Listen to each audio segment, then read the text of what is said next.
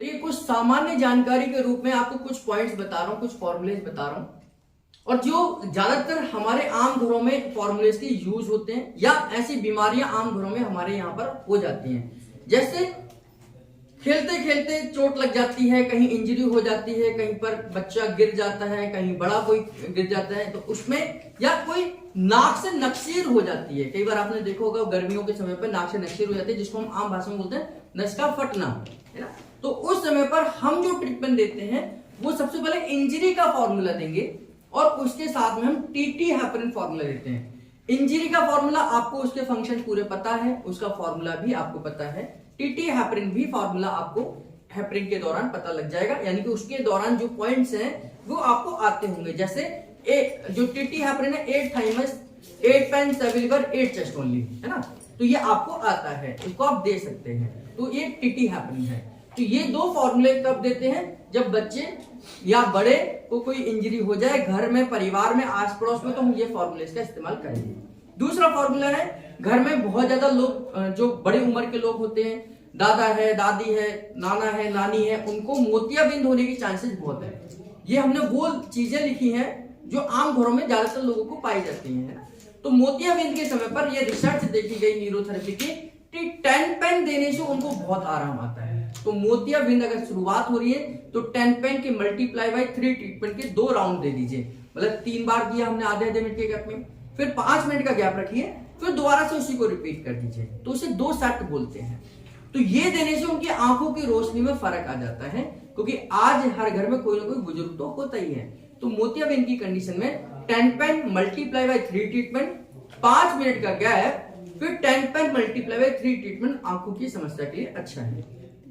इसी प्रकार रीढ़ की हड्डी, अगर किसी को कमर दर्द हो रही है, कमर की समस्या हो गई है, बैक पेन हो रही है, कहीं कोई समस्या आ रही है, तो उस समय पर हमारा एक फॉर्मूला काम करता है जिसको हम न्यूजेंस फॉर्मूला कहते हैं। न्यूजेंस फॉर्मूले में कल आपको एक राउंड एरो सिखाया गया होगा, है ना। तो उसमें 8 pain 6 WD 8 chest only 20 round arrow इसका फॉर्मूला है न्यूजेंस का। आप लोग लिख भी सकते हैं। न्यूजेंस फॉर्मूला क्या है? 8 pain 6 WD 8 chest only 20 round arrow, ये न्यूजेंस का फॉर्मूला है। और इसके साथ हमारा एक कुर्सी आसन आपको सिखाया गया था। कुर्सी आसन नहीं है तो उसमें बता देंगे। एक कुर्सी आसन है, उसमें 15 से 20 मिनट के लिए आपको लेटना होता है और वो आप एक्सरसाइज करेंगे तो आपके कुर्सी आसन में आपको उसमें फर्क आ जाएगा। आप नोट कर लेना, आज के प्रैक्टिकल सेशन में कुर्सी आसन सिखाएंगे। ठीक, अगला है अस्थमा है। मौसम जब बदलता है तो श्वास की समस्या आने लग जाती है, खांसी, जुकाम, बुखार, इस तरीके की लंग्स या अस्थमा की कोई समस्या या लंग्स से रिलेटेड कोई समस्या है। आमतौर में घरों में बच्चों में ये समस्या आती है जब मौसम बदलता है, तो उस समय पर दिक्कतें होती हैं। तो उनके लिए 5 मेडुला, 15 मेडुला, 5 मेडुला, ये एक सेट है। कि 5 मेडुला मैंने आपको बताया था कि ये लंग्स को स्टिमुलेट करने का क्रेनियल नर्व है। तो 5 मेडुला से हमने लंग्स को स्टिमुलेट किया। 15 मेडुला हमारे एक न्यूरोट्रांसमीटर को जनरेट करता है। न्यूरोट्रांसमीटर हर ऑर्गन्स को स्टिमुलेट करता है। न्यूरोट्रांसमीटर क्या है? एक ऐसा न्यूरोट्रांसमीटर है जो हर ऑर्गन्स को स्टिमुलेट कर सकता है। तो 5 मेडुला दिया, 15 मेडुला दिया, फिर 5 मेडुला दिया। तो 5 मेडुला आधे मिनट का गैप, 15 मेडुला आधे मिनट का गैप, 5 मेडुला, ऐसा एक सेट बना दिया। इसको 3 सेट में हम देंगे। जब हम एक सेट को दोबारा रिपीट करते हैं तो 2 मिनट का गैप देते हैं, है ना। तो 5 मेडुला, 1 मिनट बाद 15 मेडुला, 1 मिनट बाद 5 मेडुला, और ये एक हमारा हो गया। 2 मिनट का गैप देंगे, इसी को हम 2 बार 3 बार रिपीट करेंगे। ये अस्थमा या बदलते मौसम में खांसी से संबंधित लंग से रिलेटेड कोई समस्या है उसमें लाभ देता है। इसी प्रकार साइटिका पेन है, यानी कि आपको कमर से दर्द नीचे की तरफ जा रहा है। आप साइटिका का सिम्टम्स क्या है? जब आपका कमर के साथ साथ आपके पैरों में भी दर्द जाना शुरू कर दे, पैरों में भी दर्द जाना शुरू कर देता है, उसे साइटिका का पेन हम कहते हैं। उस कंडीशन में हम क्या करेंगे? इंजरी का ट्रीटमेंट देंगे। और एक एबीडी सेटिंग सिखाई थी आपको, इंजरी का ट्रीटमेंट आपको बताया लिखकर, वो ट्रीटमेंट और एबीडी सेटिंग, इन दोनों के कॉम्बिनेशन से हम इंजरी के साइटिका पेन में काम करते हैं। इसी प्रकार कब्ज के लिए यानी कि कॉन्स्टिपेशन के लिए हमारा एक्स हेपरिन फॉर्मूला है। जब A to Z हेपरिन चलेगा तो उसमें एक्स हेपरिन का फंक्शन आता है। एक्स हेपरिन क्या करता है? आपके पूरे डाइजेस्टिव सिस्टम में ब्लड सर्कुलेशन बढ़ाता है। तो कॉन्स्टिपेशन आपके डाइजेस्टिव सिस्टम की प्रॉब्लम है, तो उस समय पर हम पूरे डाइजेस्टिव सिस्टम को स्टिमुलेट करते हैं और साथ में एबीडी सेटिंग देते हैं। तो कॉन्स्टिपेशन एक आम समस्या है, घरों में किसी न किसी को कॉन्स्टिपेशन होता ही है, तो उस समय पर हम एक्स हेपरिन और एबीडी सेटिंग का इस्तेमाल करते हैं। जोड़ों का दर्द जो कि आम समस्या है, जैसे ही हमारी उम्र बढ़ने लगती है, 30 प्लस 40 प्लस हम होने लगते हैं, धीरे धीरे डीजेनरेशन जोड़ों में आ जाता है। तो इन जोड़ों की समस्या में हम जे हेपरिन का इस्तेमाल करते हैं। जे का मतलब ज्वाइंट हेपरिन है, ये भी हमारा ए टू जेड हेपरिन में आ जाएगा, जिसका फॉर्मूला अगर लिखना चाहे तो आपके पास है ये, वैसे 4 para 8 pain 7 liver 8 chest only, ये जे हेपरिन का फॉर्मूला है। इससे पहले एक्स हेपरिन था। एक्स हेपरिन क्या है? 10 medulla 8 pain 7 liver 8 chest only, X heparin का ये ट्रीटमेंट है। इसके बाद टेनिस एल्बो, यानी कि आपकी कलाई में चोट लग जाती है, कोहनी में चोट लग जाती है, कभी गिर जाते हैं, खिंचाव आ जाता है, या बच्चे क्रिकेट खेलते हैं या रैकेट खेलते हैं तो खिंचाव ऐसे आ जाता है, ऐसे रैकेट मारते हैं, या हम बैट से खेलते हैं तो यहां खिंचाव आ जाता है।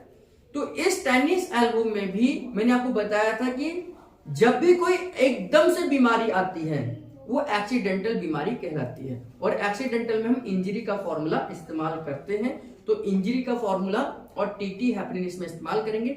एक पॉइंट है जो आपको एडवांस में सीखने को मिलेगा, इसे टेनिस एल्बो पॉइंट कहते हैं, आप लिख लेना अपने पास में। ये हम एडवांस में सिखाएंगे कि टेनिस एल्बो पॉइंट हम कैसे देते हैं। ऐसे ही मांसपेशियों को मजबूत बनाने के लिए बहुत सारे माँ बाप अपने बच्चों को लेकर परेशान रहते हैं कि इसका वेट नहीं बढ़ता है, मांसपेशियां डेवलप नहीं होती है। तो गुरुजी ने लेटेस्ट रिसर्च करी कि अगर हम 3 गॉल 7 लीवर इसके 3 सेट दें, 3 गॉल 7 लीवर आधे मिनट के बाद, फिर 3 गॉल 7 लीवर आधे मिनट के बाद, या 1 मिनट के बाद 3 गॉल 7 लीवर, ऐसे 3 सेट दें तो उसका डाइजेशन इंप्रूव होगा और उसकी मांसपेशियों में वेट भी बढ़ेगा, यानी कि उसका वेट बढ़ना भी शुरू हो जाएगा। जो लोग ये चाहते हैं कि मेरा वेट बढ़े तो वो 3 गॉल 7 लीवर के 3 सेट लेते रहें, सुबह दोपहर शाम लें, उनका वेट धीरे धीरे बढ़ना शुरू हो जाएगा। तो वेट बढ़ने वाली समस्या में हम इस तरीके से इसका इस्तेमाल कर सकते हैं। तो ये सामान्य जानकारी मैंने आपको दी है जो ज्यादातर घरों में दिक्कतें होती हैं। किडनी से रिलेटेड डिजीज में मैंने आपको किडनी क्लियर फॉर्मूला बताया ही था। लंग से रिलेटेड डिजीज में ऊपर मैंने 5 15 5 और ऑक्सीजन का फॉर्मूला आपको बताया। ऐसे ही पेट की समस्याओं में नॉर्मल अजेनॉर्मल का भी यूज कर सकते हैं और एक्स हेपरिन का भी और एबीडी सेटिंग का भी इस्तेमाल कर सकते हैं। गैस, एसिडिटी, भूख कम लगना, आंत की समस्या, कोलाइटिस, इन सभी में हम नॉर्मल अजय नॉर्मल का ट्रीटमेंट देंगे। जब भी जितनी भी कॉम्प्लिकेटेड बीमारियां हो जाती हैं उन सबों में हम नॉर्मल अजय नॉर्मल से शुरुआत करते हैं। तो जो भी ट्रीटमेंट है पहले हम उसी तरीके से करेंगे, पेन पॉइंट्स पे काम करेंगे। एक्सीडेंटल केस को छोड़कर बाकी सभी वो सिस्टमेटिकली करेंगे कि भाई पेट के पेन पॉइंट्स पे काम करेंगे, फिर हम एसिड अल्कलाइन को बैलेंस करेंगे, फिर हम उसकी बीमारी पे काम करेंगे। अब एक्सीडेंट, अभी उसको गिर के चोट हो गया तो पहले हम पेट दर्द थोड़ी ठीक करेंगे, फिर तो हम उसकी इंजरी को ठीक करेंगे ताकि उसको आराम आ सके, उसकी ब्लीडिंग हो रही है तो वो रुक सके। तो एक्सीडेंटल केस को छोड़कर हम सिस्टमेटिकली ही हम हर बीमारी का समाधान करेंगे। तो इस तरीके से जो आम घरों में ये समस्याएं होती हैं इनको हम फर्स्ट एड के तौर पर न्यूरोथेरेपी आप दे सकते हैं।